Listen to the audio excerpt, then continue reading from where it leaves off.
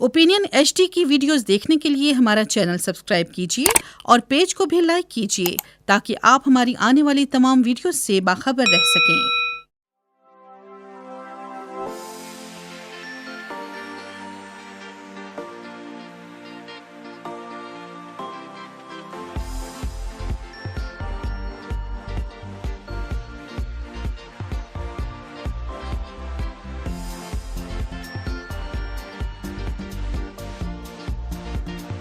Institute of bankers Pakistan की जानिब से AJK बैंक की बेस्ट एमर्जिंग बैंक अवार्ड के लिए नामजदगी।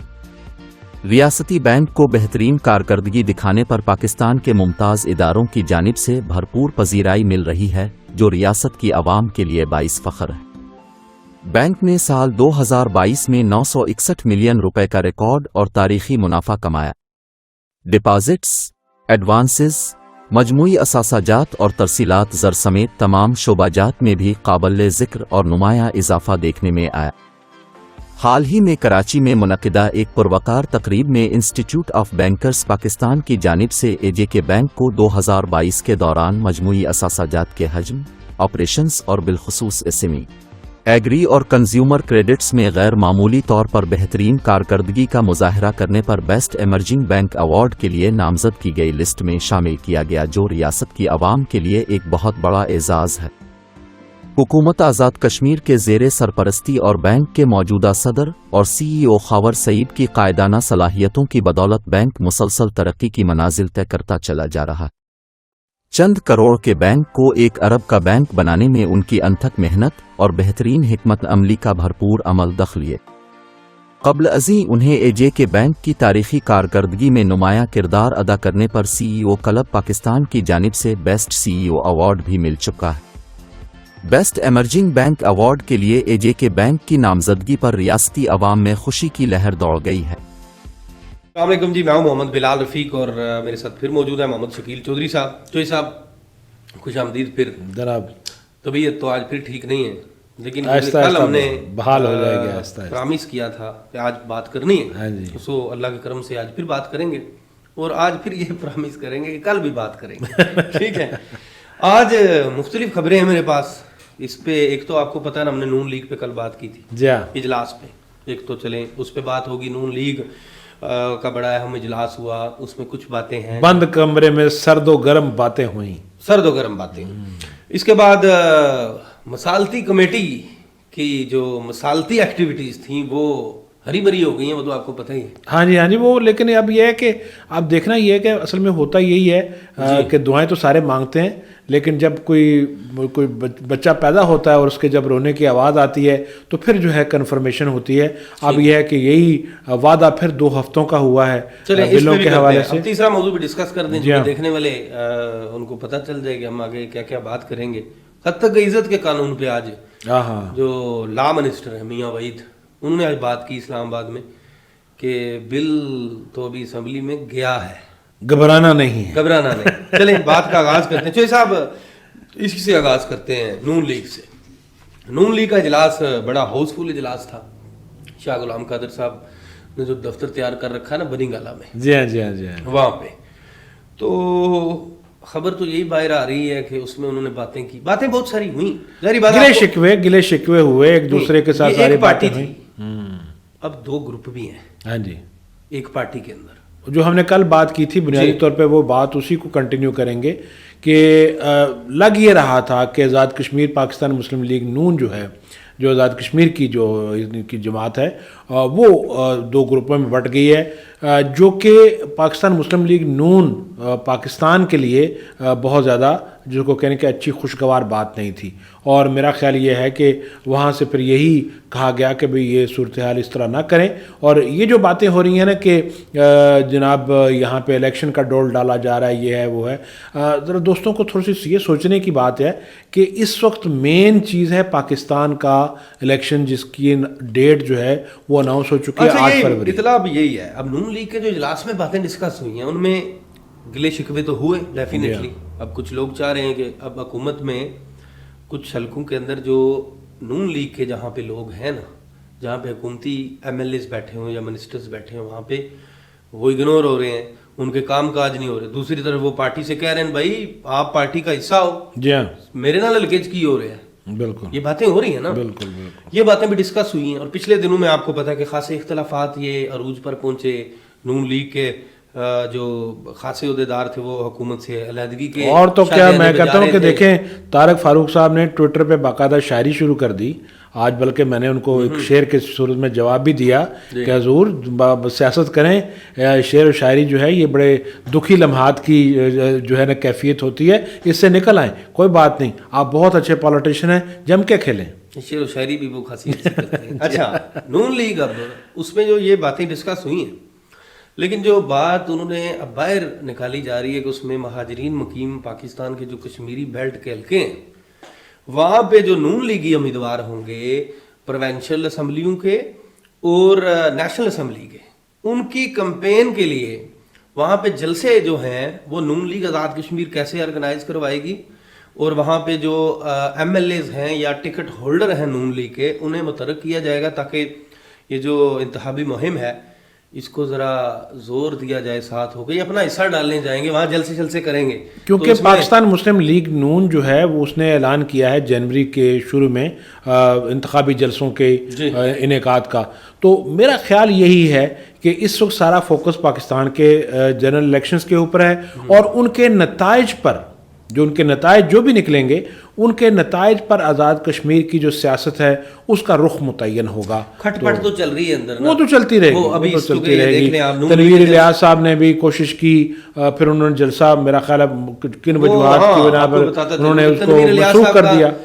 جو جلسہ تھا وہ 21 دسمبر کو ہونا تھا ڈسٹرکٹ ممبر میں, بڑا انہوں نے استقبال کروانا تھا, اب وہ چلا گیا ان کا معاملہ 7 جنوری تک.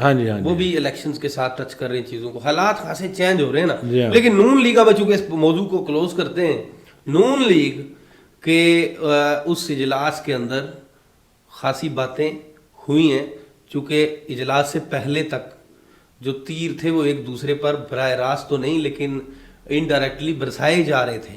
تو آپ کیا سمجھتے ہیں جب سارے گھر میں اکٹھے ہوئے ہوں گے کمرے میں تو باتیں نہ ہوئی ہوں گی؟ نہیں باتیں تو ہوتی ہیں بے شمار ہوئی, لیکن پھر بھی مطلب کہ ساتھ ساتھ یہ بھی طے ہوا ہے تمام تر گلے شکوے کے بعد کہ بھئی جو باتیں ہم نے کی ہیں تو یہ باہر نہ جائیں, کیونکہ اس سے پھر اور جو ہے نا وہ کیچڑ اچھلے گا. جو مرکزی قیادت ہے اس کو پھر زیادہ جس کو کہنا کہ ہمیں ڈانٹنے کا موقع ملے گا, تو اس لیے ڈانٹ سے بچنے کے لیے خاموشی اختیار کرنے کا فیصلہ کیا گیا. اچھا جی, آج حکومتی جو مسالتی کمیٹی ہے یہ مسالت کے لیے کوشش کر رہی تھی, جو Jammu Kashmir action joint action committee تھی, ان کے ساتھ مذاکرات چل رہے تھے. جی ہاں, آج ایک پریس کانفرنس ہوتی ہے کشمیر ہاؤس میں, اس میں حکومتی وزراء ہیں جو فیصل ممتاز راٹھور, میاں وحید اور دیگر لوگ بیٹھے ہوتے ہیں, اور جو ایکشنز کمیٹی کے جو رہنما ہیں یا جو جنہیں انہیں مینڈیٹ دیا گیا تھا, شوکت نواز میر, امتیاز اسلم, باقی لوگ بھی موجود تھے. جی ہاں, وہاں اب طے یہ ہو جاتا ہے کہ جی جو مطالبات یا چارٹرڈ آف ڈیمانڈ ایکشنز کمیٹیوں کی طرف سے دیا گیا تھا حکومت کو,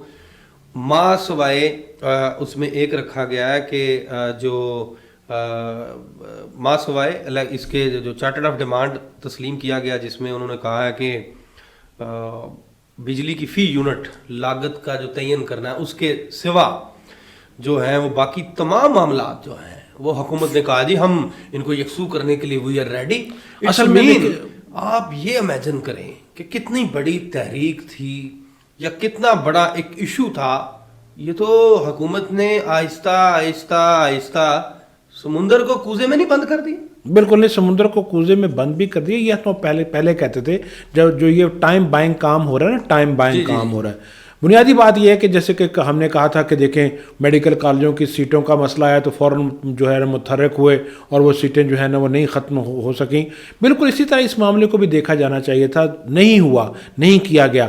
اب یہ جو صورتحال بنی ہے نا, بنیادی طور پر اگر آپ دیکھیں کہ جو ایکشن کمیٹی تھی یا جو وکلاء تھے میرپور کے اور جو شہری یہاں کے تھے اور حکومت وہ ٹھنڈے ہو جائیں گے. اب جو میرپور والے ہیں ان کو پہلے 45 روز ملے, آپ کے سامنے مطلب وہ تینوں فریق جو ہے نا بات ایک ہی کر رہے تھے, اور الگ الگ ہو گئے تھے. لیکن اب یہ ہے, اور اسی دوران جو ہے 23 تاریخ کو ایک یہاں پہ وہ کنونشن بھی ہونا تھا جو کہ غالباً اب منسوخ کر دیا گیا ہے اسی کے کانسیکوینس میں, تو وہ منسوخ کر دیا گیا. لیکن بات یہ ہے کہ اچھا شارٹ بتائیے گا, آپ کو کیا لگتا ہے یہ جو ایک وائٹ پیج کے اوپر سائن ہو گئے ہیں, ایسی کئی کمیٹیاں ماضی میں آپ نے بھی دیکھی, میں نے بھی, بڑی سیدھی بات ہے جو مطالبہ تھا نا کہ فری بجلی, وہ ظاہر ہے کہ سب سے پہلے ہی لوگوں نے کہہ دیا تھا کہ یہ نہیں مانا جائے گا. ٹھیک ہے جی, پھر بات وہیں پہ آ جائے گی کہ کچھ نہ کچھ ریلیف دیا جائے گا. لیکن اگر آپ یہ کہیں کہ یہ سارے جو ٹیکسز ہیں یہ سارے چیزیں معاف کر دیے جائیں گے,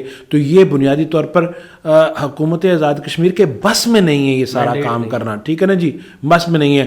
گو یہ کہا گیا ہے کہ ٹھیک ہے جی ہم لوگ اسمبلی میں جاتے ہیں, کوئی بل پاس کراتے ہیں, قانون سازی کرتے ہیں, کچھ اور ٹھنڈا کرنے والی بات ہے. ان کا کیا بنے گا جن کے بل ہو گئے اس پہ پینڈنگ؟ دیکھیں جی, اس کے علاوہ آپ کوئی بنے گا نہیں, ان کو کرنا پڑے گا, آپ کو ایک میکنزم بنانا پڑے گا. اور میرا خیال میں تجویز ہماری یہ ہے کہ اس میں جو بھی آپ کے مثال کے طور پر اگر میں نے بل نہیں جمع کروایا 3 مہینے کا, تو آپ اس کی کوئی قسطیں بنا لیں, کر لیں گے. ہاں جی, قسطیں بنا لیں, تب جا کے آپ وہ کر لیں, ایڈجسٹ ہوں. بل تو ظاہر دینے پڑیں گے. لیکن یہ البتہ جو ہے مصالحتی کمیٹی نے بات منوا لی ہے کہ جناب آپ بل نہیں جلائیں گے, اور ہم لوگ بڑی جلدی اس معاملے کو طے کر رہے ہیں.